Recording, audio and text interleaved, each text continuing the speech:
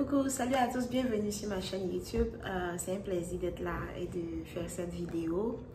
Aujourd'hui, je voulais faire cette vidéo pour vous donner en quelques étapes le processus du visa étudiant. Alors, souvent plusieurs personnes m'écrivent sur Instagram parce que ils veulent savoir ce qu'il faut faire après quelle étape, qu'est-ce qu'il faut faire après telle étape.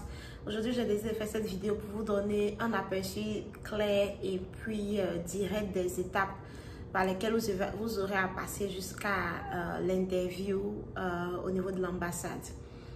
Alors, j'essaie de regrouper et je vais les donner et les citer en 6 points.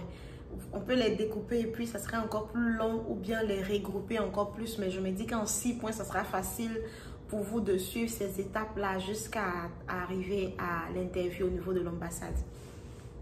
Alors, la première étape, c'est choisir l'école et puis faire l'inscription.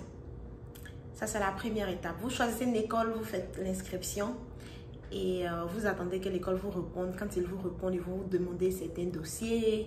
Et quand vous répondez avec les dossiers dont ils vont demander, notamment le bac que vous aviez traduit, le affidavit, en tout cas tous les autres documents que l'école va vous demander, ça fait la première étape.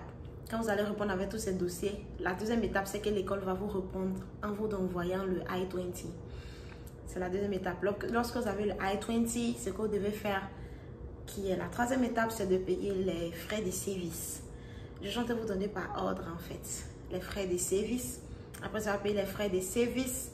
L'autre étape que vous faites, c'est de partir sur le site du gouvernement pour remplir votre DS-160, qui est vraiment un long processus. En tout cas, c'est beaucoup de pages à remplir. Après avoir rempli la DS-160, que je classe en quatrième étape, c'est de prendre un rendez-vous à l'ambassade.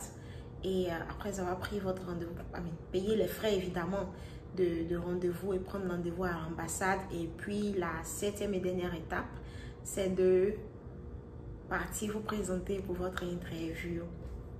Alors, je décide de faire cette vidéo pour que vous ayez les points de où commencer et où terminer. Donc, pour tous ceux qui sont dans le processus, voici un peu rapidement. En tout cas, quand vous allez, vous savez où commencer et où vous allez terminer. Vous savez où partir. Parce que souvent, les gens sont inscrits et après l'inscription, quand ils ont le I-20, ils ne savent plus quoi faire. Donc, rapidement, je vais vous lister encore. Alors, première étape, trouver l'école et vous inscrire. Quand vous allez vous inscrire, l'école va vous répondre si vous acceptez la préacceptation. Ils vont demander certains documents. Vous soumettez les documents en question. La deuxième étape sera le I-20 qu'ils vont vous envoyer. Quand vous avez le I-20, la troisième étape, c'est de payer les frais de service. Après avoir payé les frais de service, la quatrième étape, c'est de remplir la DS-160. Après avoir rempli la DS-160, la cinquième étape, c'est de prendre votre rendez-vous. Évidemment, après avoir payé les frais de visa, prendre votre rendez-vous à l'ambassade.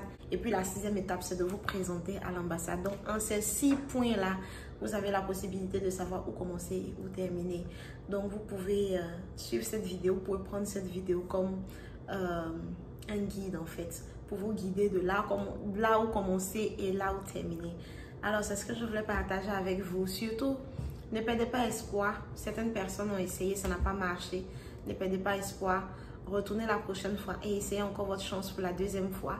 Et une fois que vous dépassez la deuxième, troisième, quatrième fois, je vous conseille d'essayer un autre pays. Donc, en tout cas, c'est mon conseil personnel. Vous n'êtes pas obligé de le suivre, mais c'est avec l'expérience des autres personnes qui se sont retrouvées à faire le visa pour plusieurs fois et qui ne se sont pas vues accepter.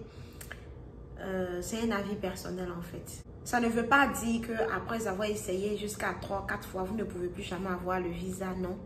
Mais c'est mieux déjà de commencer à regarder une autre direction. Vous voyez un peu, ne pas mettre tous vos œufs dans le même panier.